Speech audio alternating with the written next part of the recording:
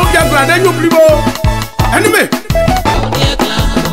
How then you blibo? Don't get glad, how then you blibo? Then you blibo. Don't get glad, how then you blibo? Don't get glad, how then you blibo? Then you blibo. Then you blibo. Then you blibo. Oh, then you blibo. Mo jump you got a car, Davy. And go you, when you do. I said, when you were any silly Jean Michel, you know, le faculty, and a jet du. In the afternoon, say, yes, on Platan, your mal, you have been there, you can't know, okay, I'm funky. I will do them. Yes, I will not pay you. Then the idea, I'm way not by and I know there, I know. A man, we will must know. I'm on your day yet, and I will pay you. In the radio, where we are, many are near where I'm on your day no pay, on your way no pay, on your influence, on your year bri, ye a département son ma dédié, Gemoke Cavalike, ya le tour, à lui qu'un à bonne tabu, qui a dû atteindre et mettre moi, il n'a qu'à tout, il y a association, il y a tout et bonne tabu. Parce que non, il y a un cas, bon, Dieu, au blé soirée, car tout, il y a, boire, moi, paille. Car fédération énergie car tout y a non y a des énergie à non y a oublié y a wb y a non et mettez-ouais et maintenant toi inquiné de non pas lui que à n'attend y en a et pour une fédération de camp ouais bon Dieu quand on l'a au moins vous poyer j'ai tout au moins vous poyer giglo au moins vous poyer taille quand ouais bon nos soirées ouais y a tout y a tout y a quoi ouais et mettez-ouais y a tout non y a tout et aye taguetne wewe ya tipwe dia ya no ya bia ya edeiku kan si ele ka yena mo we no pa ye aye ba kwa wete emna taka meye ndudie amwe anede no pa ye on président ko Martin Nia on blé dos mude ya mwem amwe on blé ko wi on blé li on blé matla wi mwe klopa non, mais les gens ne pas moi assez vite. Oh, on y a des deux euros. On y a pris moi, nous pas été, on y a des vies à beau ici après. On y a pas été. J'ai à moi des nanas des nions sept. Car on m'y a dit, car on y a dit, il y a bouillé dit, il y a des choses, oui, il y a plomo, il y a quand oui, on dit à manger, on voit que ça nous est pour moi, et c'est quand nous. Donc, il y a un bout de manière. Je mon Dianrudi. Donc, Dianrudi est mon ingro. On a Marie Chevrier, au moins, mais il y en a un qui est clanon. Bon, à 15 lui, à mon association même. Bon, avec tout, 15 lui, t'as vu, il y a un canon. À nous, des humains qu'on bat, moi. Et c'est une monnaie. Il y a un moment, on a un des bois, donc, un modi. Non, c'est pas une monnaie de non pas mon si à du mal, on m'en joue tout à numéro 1. Nous avons bien parlé, nous avons tout pour nous numéro un tout mon Dieu. Il y a bois noir pour il y a une nappe pour mais à nous mon Dieu à n'a tout du ma combat ou bien tout son dire ouais nous pas non nous de beau déabler car tu as premier nia et de beau déabler car tu as 10 nia et ne quand ouais et c'est bien ouais des à on est à y dire donc bois Dieu à mon blé à lui qui est de ma bois tout Dieu est tagué ye aye tout boyi pour na bon mon po de siawe ou bien mon blé donc sous des siawe mais tout son étant né ye gro ye blé ya tout ka we tiane ya we ye mu ene kan we mais ya ko ne ya te lu kwa we ti amu abi ne abi ene we aye no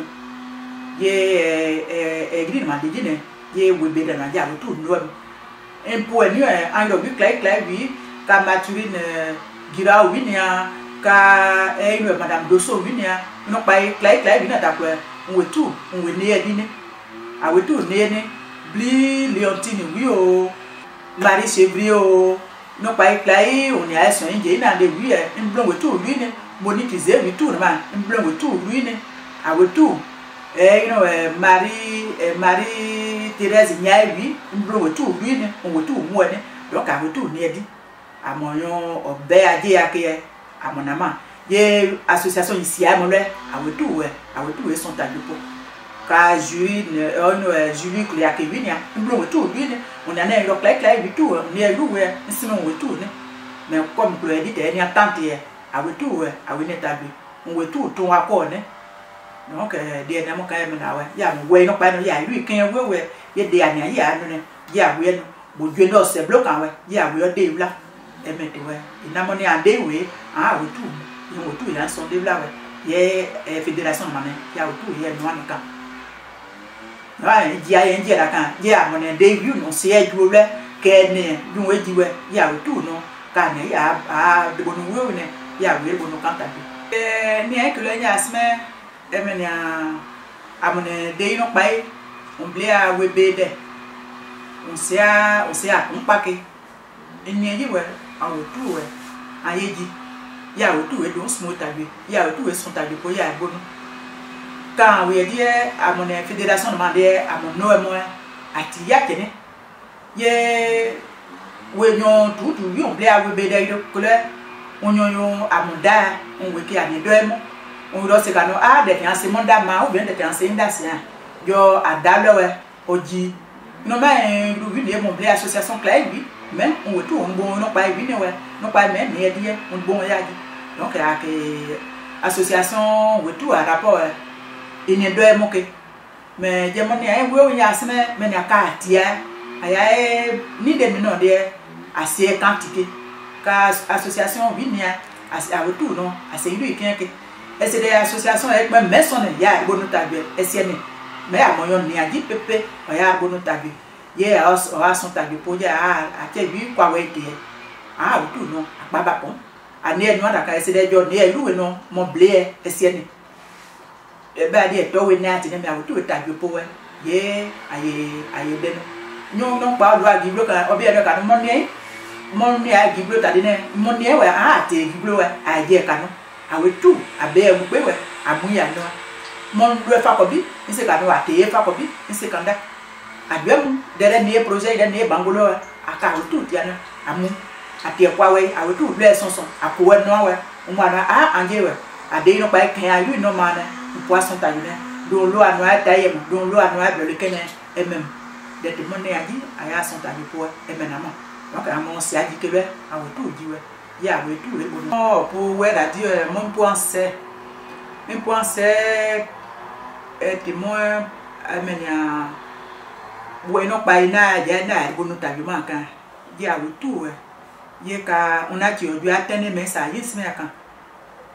jo obi on association oboka no bo di fédération di we on est association mané e mo anion pa e se kan boji fédération di we boble tensi na ide tensi ti de no we ya we tu ya ba kwa we te ya we yem fédération amoni no e pari no kan e gide ene ya bi mo mu e pa e mekene e mene madame Yonane oble on mon présidente ten on de abebo donc abebo ma de bo asewo pepe we ene so en pa ngo me we no pa ni di kan po no pa che po on ne di ne mo ye je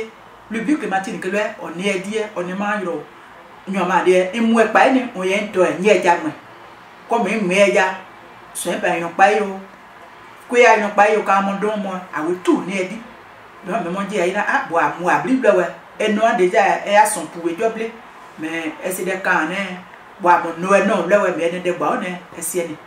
mais bo a che bi ni a pro bon mo ya son ta jo po wa bo no mais abo ni a ku bi gu le no amo be ni gu blewe a son tabi po we a de bono ya ta de blu we bomo ya plomo we ya nya ya no ya bi ne ya ye no bo jible kan bo de club po kan bo kon se di ne bo mo be kon sro ata yo we mbe ni yo ni gu le o e ti lo pa bo ti lo no po we wo be no po na no de ti ni ayi ya we tu we bono tabi ne e me na ma